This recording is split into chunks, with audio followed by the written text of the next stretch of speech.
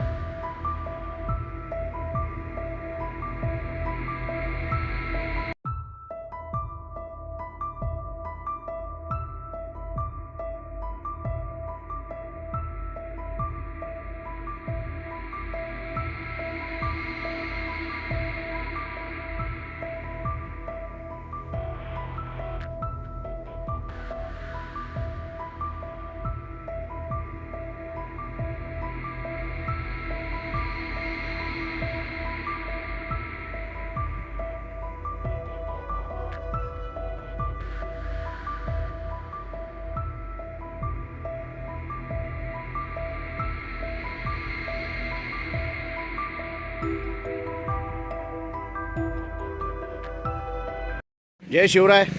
आता आपली भिलाईची भ्रमंती चालू होणार आहे. ही खिंड आहे. या खिंडीपासून हा रस्ता दिसतोय. इकडनं सरळ आपल्याला भिलाईला जायचं आहे. चला तर आता आपण जाऊया भिलाईच्या दिशेने. आता भिलाईची भटकंती आपली चालू झालेली आहे. आज 7 मार्च 2026 वार शनिवार. आता सकाळचे 9:30 वाजलेले आहेत. ही आपल्याला खिंड दिसते खाली. या खिंडीच्या बाजूनेच या ठिकाणी आम्ही आमची गाडी लावली आणि हाच रस्ता वरती आपल्याला भिलाईकडे जातो. साधारणतः 1 तासाभराची चढाई आहे. भिलाई साल्हेरपासून हक्केच्या अंतरावर आग्नेय दिशेला असलेल्या डोरबारी रांगेवर एक अपरिचित दुर्ग आहे. ट्रेकर्स मंडळी सोडा, स्थानिक गावकऱ्यांना देखील किल्ला या अर्थाने तो अजिबात माहिती नाही. खरं तर बागराम तालुक्यातील प्रत्येक डोंगर आपल्याला पहिला प्रथम किल्लाच वाटतो. पण खरोखरच इतिहास अज्ञात असणारा हा भिलाईगड आपण एकदा तरी पाहिलाच पाहिजे. गावकऱ्यांमध्ये भिलाईगडाचा डोंगर देवीचा डोंगर म्हणून परिचित आहे. काही गावकरी त्याला पाण्याची टाकी असणारा डोंगर असेही म्हणतात. भिलाईपासून साल्हेर अगदीच जवळ आहे. त्यामुळे साल्हेरच्या भेटीत आपण या गडप्रदभरम मार्गावरती आपल्याला ही सर्व सागाची झाडं दिसत आहेत. हे पहा, हे सागाची पानं, प्रचंड अशी ही सागाची झाडं आपल्याला या ठिकाणी पाहायला मिळत आहे. सकाळचे 9:30 झालेले आहेत. उन्हाची तीव्रता आता वाढेल, पण अजून थोडेसे सावलीतनं मार्ग आहे. त्यामुळे आम्ही चाललो आहे. आत्ता बघूया पुढं कसं काय होतं. दरवाजा, तटबंदी, बुरुज, तोफा, वाडे यापैकी कशाचे अवशेष या भिलाई गडावर नाहीत. या गडावर आहेत फक्त पाण्याची टाकी व गुहा. पण किल्ला आहे ना, मग तो आपल्याला पाहिलाच पाहिजे. या आपल्या गुणधर्मानुसार या किल्ल्याला भेट देण्यासाठी सर्वप्रथम सटाण्याला पोहोचायचे. सटाण्यावरून तासाभरात डांग सैदाने गावात जायचे. या डांग सैदाने गावात आदिवासी समाज मोठ्या प्रमाणावर राहतो.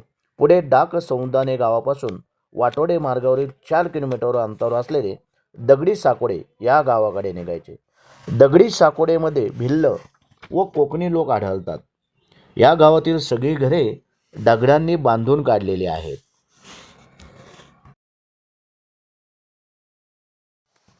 दीपावलीच्या काळात दगडी साकोडे गावात मोठी जत्रा भरते. तेव्हाच गावातील लोक या भिलाई गडावर येतात. एरवी गावकरी देखील या गडावर अजिबात फिरकताना दिसत नाहीत. आपल्याला हा किल्ला पाहताना चारही बाजूंना सरळसोट कातरकडे असल्यामुळे कुठेही तटबंदी बांधण्याची आवश्यकता पडल्याची दिसत नाही. किल्ला पाहताना 3 टप्पे आपल्या लक्षात येतात. तिसरा टप्पा म्हणजे अगदीच अरुंद असलेला, फक्त झेंडा असलेला सर्वोच्च टप्पा. दुसरा टप्पा म्हणजे गुहा व पाण्याची टाकी असलेला. तर पहिला टप्पा म्हणजे डावीकडे कोणतेही दुर्गावशेष नसलेली सपाट माची असलेला. हा त्रिस्तरीय छोटेखानी किल्ला आपल्याला पाहिला साधारणतः 40-45 मिनिटं पुरेशी होतात. भिलाई पदभ्रमण आम्ही 9:30ला चालू केलं होतं. आता 10:30 वाजलेत. या पाण्याच्या टाक्यांपाशी आता आम्ही आलेलो आहे. 1 तासाची चढण चढून आम्ही ह्या पाण्याच्या टाक्यांपाशी आता आलेलो आहे. आणि आता गडमाथा थोडाच वरती राहिलेला आहे.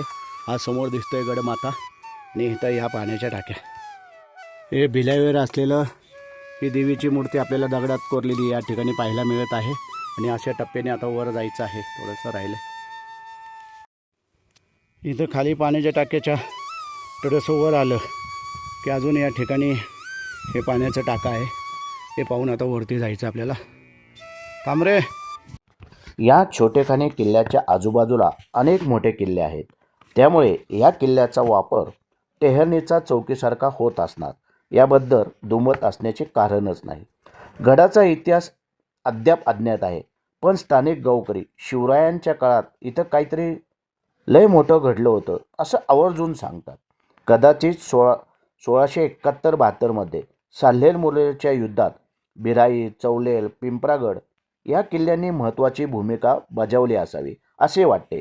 कारण मोरोपंत पेशव्यांनी जेव्हा त्र्यंबकेश्वर मार्गे कलवरला येऊन पुढे साल्हेर परिसरात आपले पायदळ लपवले तेव्हा नाशिक, साटाणा, मोडलेल, ताहाराबाद येथे मोगलांची ठाणे होती. वरील किल्ल्याचा वापर हा ठाण्यांवर छापे घालण्यासाठी व आपल्या सैन्याला रसद पुरवण्यासाठी निश्चितच करण्यात आला असणार. तसेच शत्रू सेनेला पिछेड्यावरून त्रास देण्यासाठी, त्याची रसद तोडण्यासाठी या किल्ल्यावरून प्रयत्न झाला असावा. आक्रमण व संरक्षणासाठी असे उपदुर्ग बांधण्यात येत असत. पण आज निश्चित पुराव्याअभावी आपण कोणताच आधार विधान करू शकत नाही.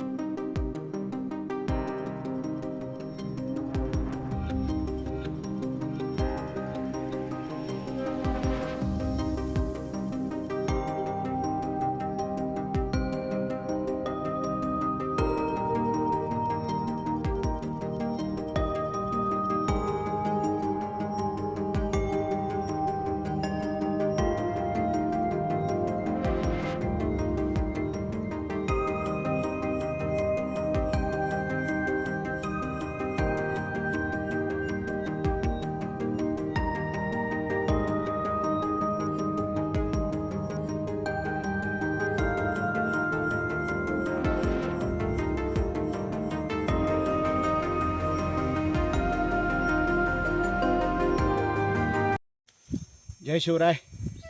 आत्ता आम्ही हा समोर दिसतोय भिलाई, तो बघा पाठीमागं, तो करून आलो. सकाळी 9:30 वाजता इथून चालू केलं होतं पदक भ्रमण आणि आत्ता 12:30 वाजलेत. म्हणजे 3 तास आम्हाला येऊन जाऊन लागलेले आहे. खडी चढण आहे त्यामुळं जाताना काय नाही वाटलं, उतरताना थोडंसं जपून यावं लागलं.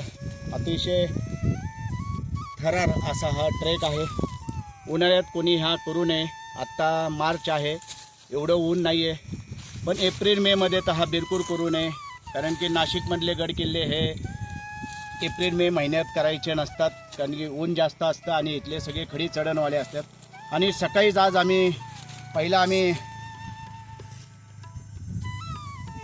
पहिला सुद्धा एक गड करून आलो. त्यामुळं आता हा दुसरा झालेला आहे.